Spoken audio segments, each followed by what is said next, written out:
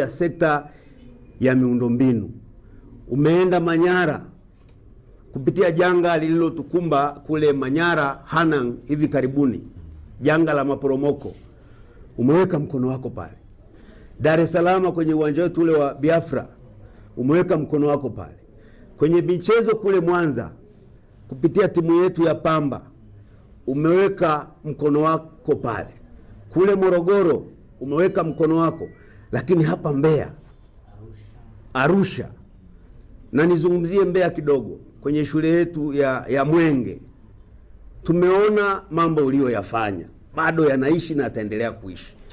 Lakini pia hospitali yetu ya wilaya ya Igawilo, kwa niaba ya wananchi wa wilaya ya Mbeya, naomba nitumie nafasi hii kukushukuru sana, lakini kukuambia hujapoteza. Umeweka hazina mbinguni. Biblia inasema hazina yako ndipo roho yako itakapokuwa. Kwa hiyo hazina uliojiwekea kwa kuwasaidia Watanzania hawa kutoka kwenye hii mikoa zaidi ya 7, hujapoteza mtumishi wa Mungu. Hazina yako utaikuta mbinguni. Lakini naomba nitumie nafasi hii kuwasilisha salamu za Mheshimiwa Rais wa Jamhuri ya Muungano wa Tanzania. Nafahamu mlishazungumza na Mheshimiwa mkuu wetu wa mkoa, lakini na mimi kwa kipande changu naomba nitumie nafasi hii kuwasilisha salamu za Mheshimiwa Rais wetu Daktari Samia Suluhu Hassan. Amekuwa kiongozi wa mfano, amekuwa kiongozi wa kuigwa katika taifa letu. Kwa kipindi chake cha miaka 4 ya uongozi wake, amefanya mambo makubwa sana katika taifa letu, hususan katika wilaya yetu Mbeya. Haya uliyoyafanya, umeunga mkono kazi kubwa na nzuri aliyoifanya kwa kila sekta. Shukuru sana